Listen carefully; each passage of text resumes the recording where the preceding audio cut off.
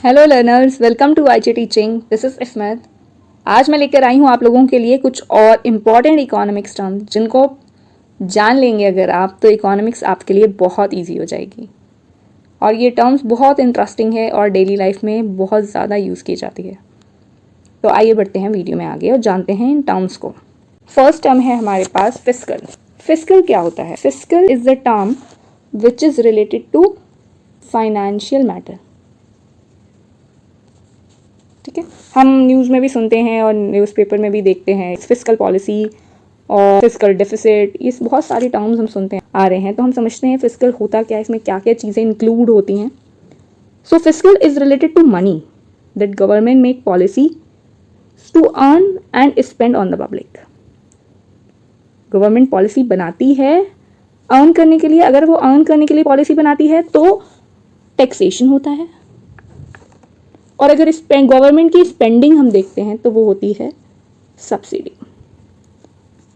तो ये सब्सिडी और टैक्सेशन, ये चीज़ें कहाँ पे इंक्लूड होती हैं? फिस्कल पॉलिसी में। फिस्कल पॉलिसी में आपकी गवर्नमेंट का रेवेन्यू आता है, स्पेशली टैक्सेस। तो फिस्कल टर्म ये आपकी रिलेटेड होती है मनी से, फाइनेंशियल मैटर से, कि गवर्नमेंट अपनी फाइनेंशियल मैटर्स को कैसे मैनेज करती है, किस तरह से वो अपनी पॉलिसीज़ बनाती है कि वो अपनी इकोनॉमी को डेवलपिंग से डेवलप्ड की तरफ ले जा सके। आइए मैं आप लोगों को एक फिस्कल पॉलिसी और मॉनेटरी पॉलिसी में डिफरेंस बता देती हूँ। फिस्कल पॉलिसी वो पॉलिसी होती है जिसकी हम बात कर चुके हैं। इसमें आता है आपका टैक्सेशन, टैक्स एंड स्पेंडिंग्स, ये दो चीज़ें इंक्लूड होती हैं। हाँ, आपने फिस्कल के साथ एक और टर्म सुनी होगी, मॉनेटरी पॉलिसी। भाई मॉनेटरी से तो लग रहा है कि ये मनी से रिलेटेड है, इसमें गवर्नमेंट की एक्सपेंडिचर और इनकम आनी चाहिए। But monetary policy, but confuse नहीं होना है हमें। मॉनेटरी पॉलिसीज में क्या आता है? हम मॉनेटरी पॉलिसीज में आता है regulation of interest rate, interest rate और money supply, money supply which is more important. ये आरबीआई से रिलेटेड होता है। मॉनेटरी पॉलिसीज आपकी होती हैं जब चेंज करती है गवर्नमेंट, जब आप अपनी इंटरेस्ट रेट में, जब आरबीआई लेंड करता है loan to other commercial bank, तो जो इंटरेस्ट रेट होता है उस पर कैसे उसको चेंज करना है, ये सारी चीज़ें, उसको बढ़ाना है, घटाना है, ये सारी चीज़ें आती हैं हमारे पास मॉनेटरी पॉलिसीज में। ओके, आई होप आप लोगों को फिस्कल समझ आया हो। ये बहुत इंपॉर्टेंट और वास्ट टॉपिक है इकोनॉमिक्स में, बट हम यहाँ पर एक टर्म को समझ रहे हैं, तो ये टर्म आपको बहुत अच्छे से समझ आ गई होगी। फिर आते हैं हम इकोनॉमिक्स के ऐसे टॉपिक पे जिसके बिना शायद इकोनॉमिक्स समझना, माइक्रो इकोनॉमिक्स समझना इम्पॉसिबल है। वो टॉपिक है अपॉर्चुनिटी कॉस्ट। अपॉर्चुनिटी कॉस्ट क्या होती है? अपॉर्चुनिटी कॉस्ट होती है next best alternative for gone. हमारे पास हमेशा बहुत सारे ऑप्शंस होते हैं किसी भी चीज़ को लेकर। अगर मान लो हमारे पास हम आइसक्रीम है तो आइसक्रीम के भी बहुत सारे ऑप्शंस हैं, चॉकलेट है तो चॉकलेट के भी बहुत सारे ऑप्शंस हैं। मतलब एक टाइम पे हम क्या ऑप्शन पिक करते हैं और उसका बेस्ट क्या ऑप्शन छोड़ देते हैं, that is called opportunity cost. ठीक है, यहाँ पर क्या देखा जाता है? एक पर्सन जो सेक्रीफाइस कर रहा है।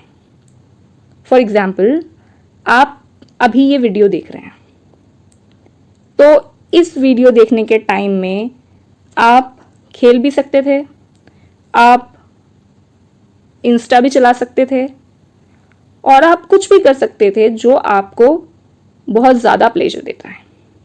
बट आपने क्या चूज़ किया? वीडियो देखना, तो गेन सम नॉलेज। तो ये नॉलेज गेन करने के लिए आपने क्या सेक्रीफाइस किया? तो जो आपने सेक्रीफाइस किया वो है आपकी अपॉर्चुनिटी कॉस्ट। ओके, एक और एग्जांपल से हम समझ लेते हैं। आप, जो मैंने यहाँ पर लिखा हुआ है, when you decided to pursue a college degree, your opportunity cost would include the 4 year potential earning forgone. इसको ऐसे समझते हैं, आपने ग्रेजुएशन किया, उसके बाद आपके पास 2 ऑप्शंस थे, या तो आप मास्टर्स करते या तो आप जॉब करते। बट आपने क्या किया? आपने सेलेक्ट किया कि ग्रेजुएशन के बाद मैं मास्टर्स करता हूँ। तो जब आपने मास्टर सेलेक्ट किया तो आपने जॉब की अपॉर्चुनिटी, आपने जो जॉब से जो अर्निंग हो रही थी, जो जॉब की सारी चीज़ें थी वो आपने मिस कर दी। तो जो बेस्ट ऑल्टरनेटिव है जो आपने चूज किया, उसको छोड़ने के बाद जो बचता है वो अपॉर्चुनिटी कॉस्ट है। अब जॉब की जो अर्निंग है वो अपॉर्चुनिटी कॉस्ट है आपके लिए। आई होप आपको बहुत अच्छे से समझ आ गया होगा। जब हम एक चीज को दूसरी चीज पे प्रेफरेंस देके एक चीज को ऑप्ट करते हैं और दूसरी चीज को क्या करते हैं, सेक्रीफाइस करते हैं, तो यहां पर वर्ड आता है अपॉर्चुनिटी कॉस्ट। जो बेस्ट ऑल्टरनेटिव था आपने वो बेस्ट ऑल्टरनेटिव छोड़ दिया, तो वही है हमारी अपॉर्चुनिटी कॉस्ट।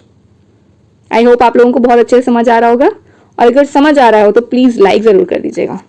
फिर नेक्स्ट टर्म आती है हमारे पास मार्जिनल यूटिलिटी। अब मार्जिनल यूटिलिटी भी माइक्रो इकोनॉमिक्स की बहुत ही इंपॉर्टेंट टॉपिक है। मार्जिनल यूटिलिटी, मार्जिनल मीन्स होता है एडिशनल एंड यूटिलिटी मीन्स होता है बेनिफिट। अब भाई एक एडिशनल यूनिट को यूज करने के बाद कंज्यूमर को जो बेनिफिट मिलता है, जो सेटिस्फेक्शन मिलता है, that is called marginal utility. The enjoyment a consumer get from each additional unit of consumption. इसका बहुत ही ट्रेडिशनल एग्जाम्पल है रोटी। अगर आप एक रोटी खाते हैं तो आपको मान लीजिए 100 यूटल्स सेटिस्फेक्शन मिलेगी, और अगर आप 2 रोटी खाते हैं तो आपको 80 यूटल्स सेटिस्फेक्शन मिलेगी। आप 3 रोटी खाते हैं तो आपको 60 यूटल्स सेटिस्फेक्शन मिलेगी, एंड सो ऑन। ये यूटिलिटी कम होती जाती है जब हम ज़्यादा यूनिट एक प्रोडक्ट की परचेज करते जाते हैं या फिर उसको कंज्यूम करते जाते हैं। तो मार्जिनल यूटिलिटी से क्या फाइंड आउट कर सकते हैं? मार्जिनल यूटिलिटी से जो इकोनॉमिस्ट हैं वो ये डिटरमाइन करते हैं कि कंज्यूमर किस पर्टिकुलर प्रोडक्ट को कितना खरीदेगा और किस लिमिट तक खरीदेगा, वो कितना खरीदना चाहता है, उसकी विलिंगनेस क्या है एक पर्टिकुलर प्रोडक्ट को खरीदने के लिए, ये डिफाइन करती है। हम मार्जिनल यूटिलिटी से इसको हम इजीली फाइंड आउट कर सकते हैं। फर्स्ट टर्म है माइक्रो इकोनॉमिक्स जो क्लास 11th में पढ़ाई जाती है। स्कैरसिटी क्या? स्कैरसिटी का मीनिंग है कमी। कोई ऐसी चीज़ जिसकी सप्लाई कम है और उसकी डिमांड ज़्यादा है, दैट इज़ कॉल्ड स्कैरसिटी। जहाँ पर डिमांड ज़्यादा होती है और सप्लाई कम होती है, दैट इज़ कॉल्ड स्कैरसिटी। जो हमारे पास रिसोर्सेज हैं और वो उनके बहुत सारे यूजेस हैं, उनके मेनी यूज़ की वजह से वो रिसोर्सेज स्केर्स हो जाते हैं। हम स्कैरसिटी में एग्जांपल ले लेते हैं मनी का। अब मनी एक ऐसा रिसोर्स है जो हमारे पास लिमिटेड हो जाता है कहीं ना कहीं, किसी ना किसी एक्सटेंट पे जाके, क्योंकि मनी के मल्टीपल यूज़ हैं। मल्टीपल यूज़ जिस चीज़ के होंगे उसकी कमी आएगी, वो रिसोर्स स्केयर हो जाएगा। तो जब मनी की डिमांड बहुत ज़्यादा है और सप्लाई कम है तो ये है स्केयर सिचुएशन। अब हमारी इकोनॉमी में बहुत सारे रिसोर्सेज होते हैं, नेचुरल रिसोर्सेज होते हैं और भी बहुत सारे रिसोर्सेज हैं जहाँ पर स्केरसिटी हो जाती है। तो इस स्केरसिटी को ध्यान में रख के हमें अपने रिसोर्सेज को ऐसे मैनेज करना है कि स्केरसिटी के साथ उन रिसोर्सेज की एफिशिएंट यूटिलाइजेशन और इफेक्टिव यूटिलाइजेशन हो सके और हमारी इकोनॉमी ग्रो कर सके और डेवलप कर सके with these limited resources. I hope आपको स्कैरसिटी की मीनिंग समझ आई होगी।